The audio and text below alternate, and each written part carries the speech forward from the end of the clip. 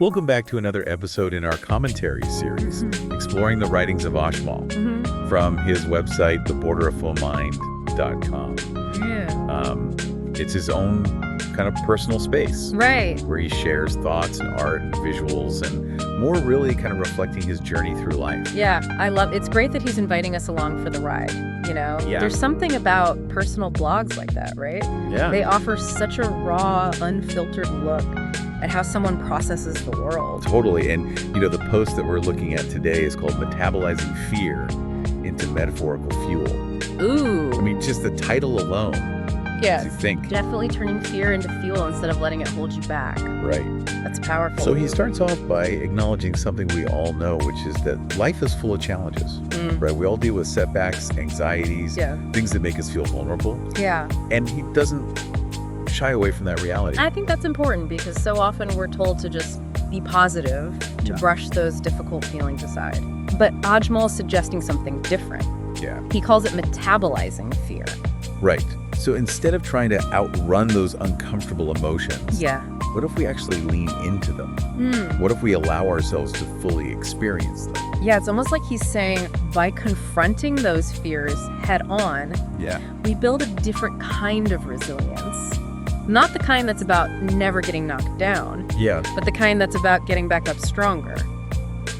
I love that. And he uses this really vivid analogy of a forest fire to illustrate the point, just as fire can clear out the underbrush and make way for new growth.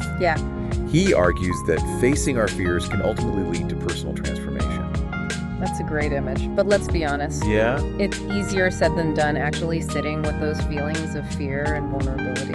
Oh, yeah. It takes a lot of courage and a good dose of self-compassion. Absolutely. He actually talks about that, the need for patience with ourselves as we go through this process.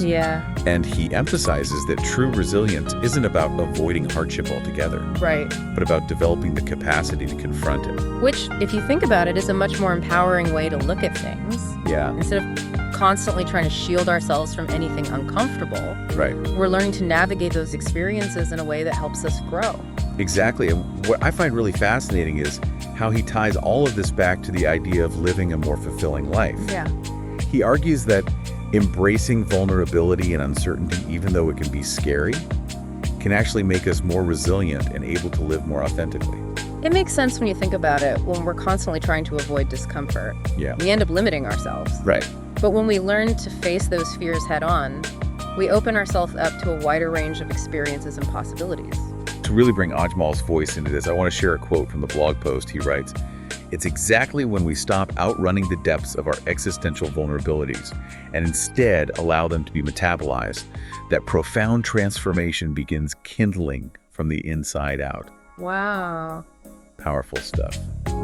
That's such a powerful statement. And he goes on to say, this becomes the very activation of resilience, an unstoppable trust in our ability to stay present with absolutely anything that unfolds. It really speaks to that inner strength we were just talking about. Okay, so we've laid out some of the core ideas here.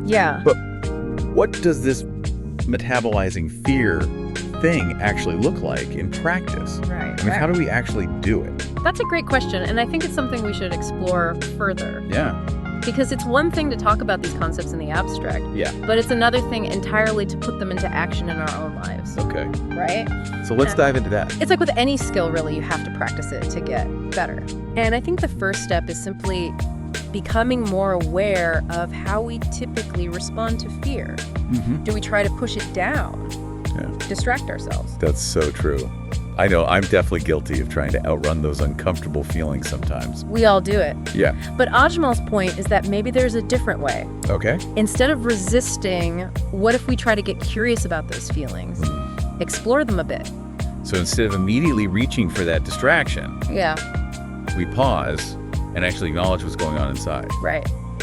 That sounds challenging, to be honest. It is, and he doesn't sugarcoat that, but he also talks about how over time we can actually develop a kind of secret reverence for those moments of vulnerability. A secret reverence? Yeah. What does he mean by that? I think it's about recognizing that those difficult emotions, as uncomfortable as they might be, are actually part of what makes us human. Okay. And maybe, just maybe, there's something valuable to be learned from leaning into them. That's an interesting way to look at it. Instead of seeing those feelings as something to be avoided at all costs, Right. we start to see them as opportunities for growth. Exactly. And Ajmal argues that this shift in perspective can ultimately lead to a more profound and fulfilling life. Okay. Because when we're not constantly running from discomfort, Yeah. we're free to engage with the world in a more authentic and meaningful way. And you know, one thing that really resonated with me in this blog post was how he talked about the connection between metabolizing fear and building that unstoppable trust in ourselves. Yes. It's like by facing those challenges head on, we start to realize that we're stronger than we thought we were. And that gives us the confidence to keep stepping outside of our comfort zones, Right. to keep taking risks, to keep growing. Absolutely. And that kind of resilience, as he points out, isn't something we're necessarily born with. Yeah. It's something we cultivate over time through repeated experiences of facing our fears and coming out the other side. It's almost like each time we push through that discomfort, we add another layer of strength to our foundation. And those layers over time build up into something pretty remarkable. You know, it's interesting because a lot of times when we talk about resilience, Right. it's in the context of overcoming major life challenges like illness or loss. Yeah. But what I appreciate about Ajmal's perspective is that he reminds us that even the smaller everyday fears can be opportunities for growth. That's such a good point. It's not about waiting for some huge crisis to hit Right. before we start building that resilience muscle. Exactly. We can start practicing it right now in the small moments. Like that presentation you're nervous about giving. Exactly. Or that difficult conversation you've been putting off. Those seemingly small fears can actually be incredibly powerful teachers. Right. Because if we can learn to navigate them with courage and grace, imagine what else we might be capable of. I love that it's like he's giving us permission to embrace the full spectrum of human experience, the good, the bad, and everything in between. And to find meaning and growth even in those moments that might initially feel scary or uncomfortable. And you know what I find really inspiring about Ajmal's work? Yeah. Is that it's not just theoretical. He's clearly speaking from a place of personal experience, which makes his insights all the more relatable and compelling. He's not just telling us what to do. Right. He's walking the walk himself. Exactly. And that makes me even more curious to hear what he has to say about the role of community in this whole process. Okay. Because he does mention that we don't have to do this alone, right? He talks about how connecting with others who understand what we're going through can be incredibly powerful. Yeah. And, you know, I think that's something we often overlook, especially in our culture, that tends to prize independence and self-reliance. Right, but there's a reason why support groups exist. Yeah. Why we reach out to friends and family when we're struggling. Right. There's strength in sharing our vulnerabilities with others, in knowing that we're not the only ones going through this. It's like that saying, a burden shared is a burden halved. Exactly. And sometimes just hearing someone else say, I get it, can make all the difference. So we've talked about how we can start metabolizing fear on an individual level. Yeah. But what about that community aspect? You're right. How do we create spaces where it's safe to be vulnerable and to support each other in this process? That's a great question, and I think it's something that deserves further exploration. Okay. Because building that kind of community, that sense of shared humanity, Right. is crucial if we want to truly embrace this idea of turning fear into fuel. As we've been talking about all of this, you know, it's really made me think about how much courage it really takes to kind of embrace vulnerability, to step outside of that comfort zone and just be like, hey, I'm struggling with this, and that's okay.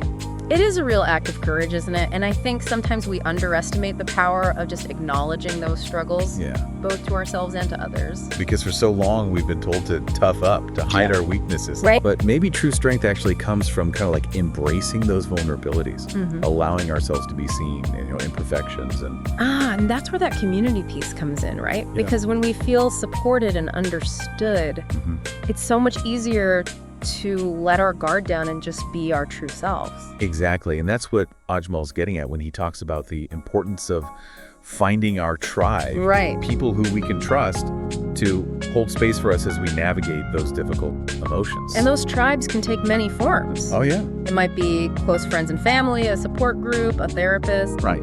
or even an online community of people who share similar experiences. Right. It's about finding those spaces where we feel safe to be vulnerable, where we can show up without judgment and receive the support that we need.